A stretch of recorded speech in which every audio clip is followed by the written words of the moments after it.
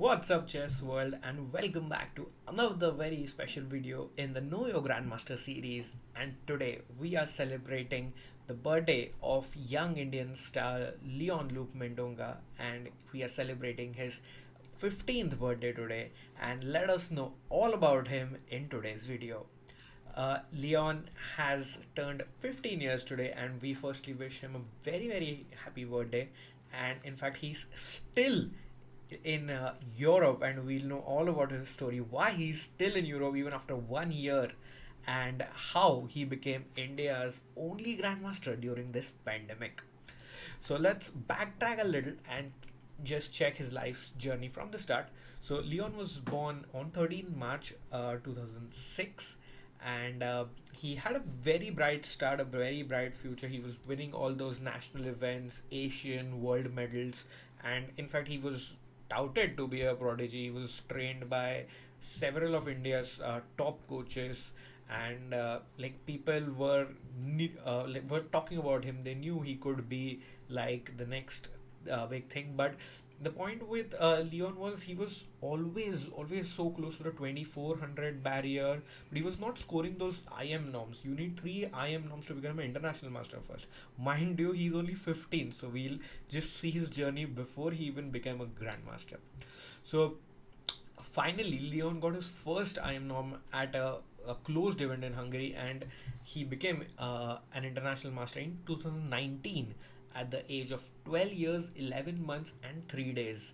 And the fun fact about this is he scored these three norms that he needed in back to back events, like in successive events, and like from zero norms, he went to three norms in the span of only 17 or 18 days, or just under 3 weeks, and which, in my opinion, is like a record. I have never heard someone complete his norm requirements so soon. So if you know someone, or if you have seen somebody doing this, please let me know in the comments and we'll check that out as well. So after becoming IM, he didn't stop. He was continuously trying for European events and playing in these open events in Europe that have, and as well as closed events. But unfortunately, or rather fortunately, he got stuck in Europe due to the COVID lockdown in March 2020. That is almost 1 year to this date. And he was with his dad, and what a journey it has been. So, like, some might have taken it as a stroke of bad luck or some unfortunate incident, but not Leon. He and his father first had to be in lockdown for some time, away from their family and friends for a long time, but then they took this opportunity and turned it into one of the best years of Leon's formative years. Leon not only managed to just complete all his GM requirements, scoring three norms, crossing 2500, but he's also become a very strong player, and uh, very well known in the Indian media as well, because this is a story that definitely retouches everyone's hearts. So let's check out how he completed his GM title as well. So he became India's 67th Grandmaster when he completed his third and final GM nom in Italy in December 2020.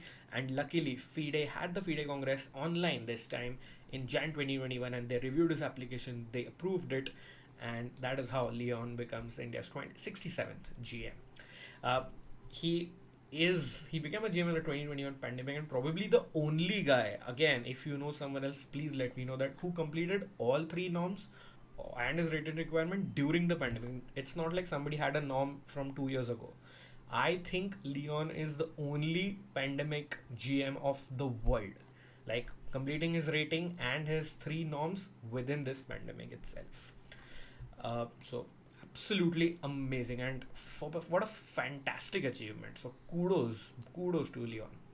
uh, and of course, is he just turns 15 today, guys. So he became a GM at 14 years, 9 months, and 17 days, and he's easily in the top 15 or 20, if not even the top 10 of the world. And this is a very amazing achievement, and big kudos to his dad also, who was with him in this time, his trainer as well as his family. It's very difficult, like, to just be away for a year for unknown reasons at first. And lastly, to check in, he was, of course, India's most active player in the 2021 season. Only Hari Krishna managed to play a few games at the top. I don't like all other Indian, even Anand sir, Vidit, everyone had like a blank or an inactive year, like 12 months of no federated games, which is very, very rare.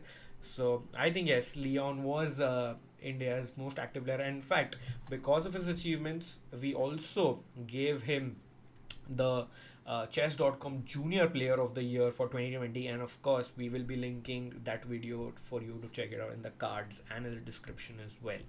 So what a year Leon has had, and he is the second GM from Goa after Anurag Mahamal, and I hope there are many more coming from that state.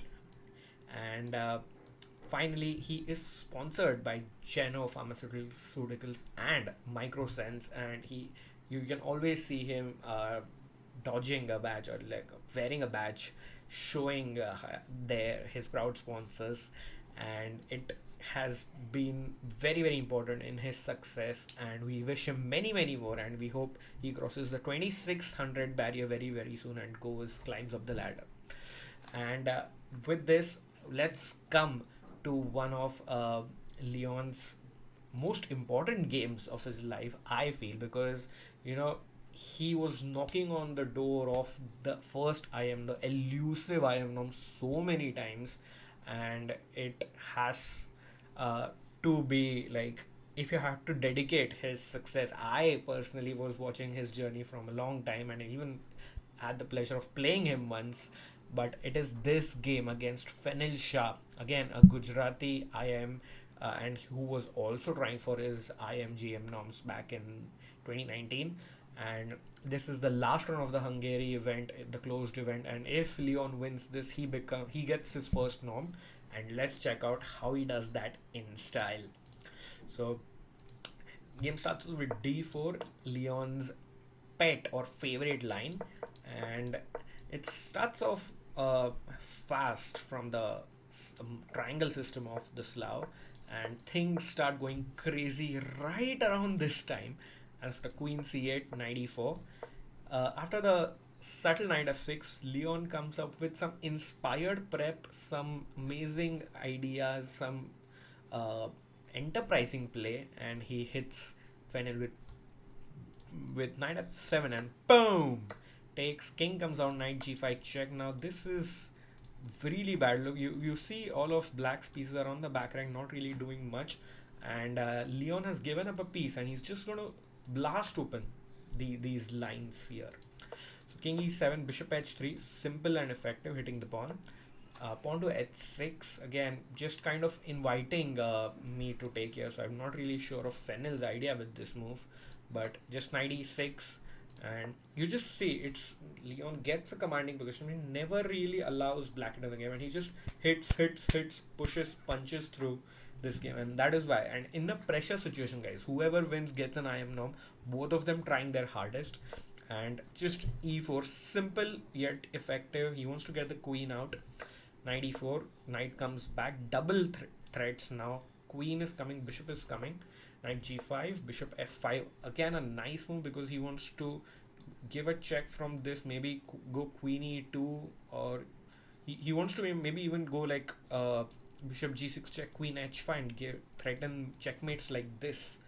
So bishop f5, bishop d6, pawn to h4 here by Leon, and bishop f4. I think around here Fenel was defending well, but suddenly it goes downhill for him after queen h5, king to f8, bishop f4. Now these bishops are beautiful pieces. I mean, just this king is stuck here, and too many threats. And again, my only point is, why do you have a bishop here if you are black? You just want this bishop to be on f7 or something to control the squares on the king side. Queen e8 follows, bishop d6 check, king to g8, and now Fenel realizing he has nothing much of a resistance. So look at the smart transition by the young kid, the wonder kid Leon, who just trades, and now he knows his pieces are much active, and he just grabs the sacrifice material, and now he's happy. Now Now the sacrifice piece knight into f7 that white captured is recovered, and the position is just lost. In fact, fun fact, this rook on h8 will never move in the game. That's again one of the things that amazes me with Leon's accurate play in this game. Rook e1 again, just trade because these pieces are very badly placed. Bishop e7, rook d5. Again, Fennel tries to complicate stuff, but now this is just over because of the back rank. And again, as I was saying, this rook is never going to come in the game. Bishop to g6, threatening rook e8 mate. Rook goes back. Now you just have to double, get this rook here. So I'm just going to double and give a checkmate. Fennel has to get his bishop around to cover that square. And now let's pause the video, guys. Let me see if you guys can find it. It's just a simple 2-move win, and if you just play one move, you can see the idea. So maybe pause the video, and yes, nothing fancy, just simple rook d1. It is like an open threat to black, and Leon is like, hey Fennel, whatever you want to do, you can do. I'm just going to play this move. You can't capture back because it's a mate. And Fennel is almost resigned. He just captures a lousy pawn here, and rook into d7 is game over. And I mean, an crisp 31 move win by Leon, and a win that gave him that elusive first maiden iron norm, and that really put him onto success. He was close many times, and he was just missing the norms with half a point, or maybe he needed a win. He was drawing. Maybe he needed a draw. He was losing. So this one was one very important game, and it kind of lifted the mental block from Leon's head, and he managed to go through and complete all his requirements again. So lastly, before we sign off, wishing our star Leon Luke Mendonca a very happy birthday. His sweet 15th birthday, and we hope he completes gets many international medals, as well as completes the 2600 barrier very soon. And good luck and happy birthday, Leon.